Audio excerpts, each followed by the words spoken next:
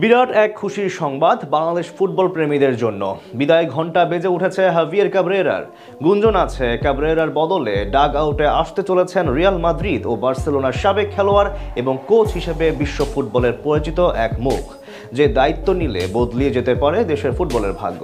কে এই কোচ যে ক্যাব্রেরার পরিবর্তে দায়িত্ব নিতে চলেছে হামজা সমিতদের স্বপ্ন পূরণের?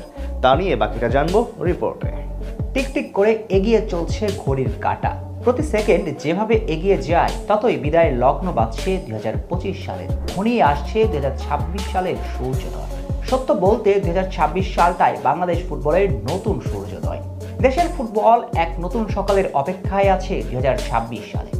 এই সালটা হতে চলেছে বাংলাদেশ ফুটবলের নতুন স্বপ্নের সূচনার বছর। মার্চের উইন্ডোতে বেশ কিছু প্রবাসী তারকা ফুটবলার যোগ দিবে জাতীয় দলে। এই খবরটা বেশ পুরাতন হয়ে গিয়েছে, বরং নতুন খবরটা হচ্ছে ভক্তদের প্রত্যাশা পূরণ করে সিঙ্গাপুরের বিপক্ষে ম্যাচের পরেই টাইগারদের ডাগআউট থেকে গুড বাই বলে দেওয়া হবে হাভিয়ের ক্যাব্রেরাকে। 2022 সালে বাংলাদেশের ডাগআউটে যোগ দেওয়ার পর থেকে তার সঙ্গে বাংলাদেশ ফুটবল ফেডারেশনের চুক্তি ছিল 2026 সালের মার্চ পর্যন্ত।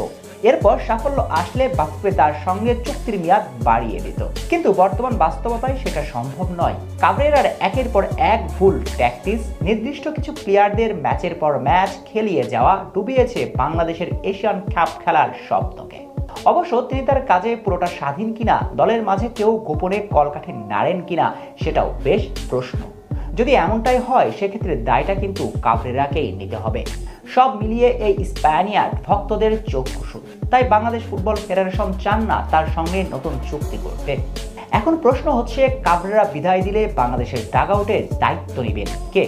যদিও কোনো নাম এখনো নিশ্চিত নয়, তবে বাতাসে গুঞ্জন ভেসে বেড়াচ্ছে রিয়াল মাদ্রিদ ও বার্সেলোনার যুবদলের সাবেক ফুটবলার জর্জ ভিল্লা রদ্রিগেজের নাম, যিনি বর্তমানে মরক্কো নারী জাতীয় ফুটবল দলের দায়িত্বে আছেন। বলা হয় তার হাত ধরে মরক্কো নারী ফুটবলের জাগরণ তৈরি হয়েছে। তবে এটাই তার কোচিং ক্যারিয়ারের সবচেয়ে বড় সফলতার গল্প নয়, বরং তিনি সর্বশেষ 2023 সালে ফিফা নারী বিশ্বকাপ জয়ী দলের কোচ ছিলেন। তার কোচিংয়ে স্প্যানিশ মেয়েরা করেছে বিশ্বজয়। এই সফলতার গল্পটাই বলে দিচ্ছে তার সামর্থ্য।